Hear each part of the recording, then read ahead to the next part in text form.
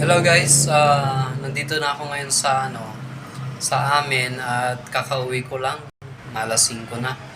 So hindi ko natapos yung pagproseso ko ng TIN ID kasi pinapapunta ko dun sa monumento kasi yung ano raw nila, yung system ay hindi kaya. So kaya pinapapunta ko nun. So hindi na ako pumunta kasi alanganin yung oras eh. So guys, ang natutunan ko lang ngayon, napaka-importante talaga na ingatan natin yung mga IDs natin. Kasi pag hindi natin yan iningatan, kagaya nun, nawala yung TIN ID ko. So hindi ko na mahanap. So ngayon, pagka kukuha ka ulit ng TIN ID, kailangan mong magpagawa ng kagaya nito. Ayan, so affidavit yan of loss ng ID mo.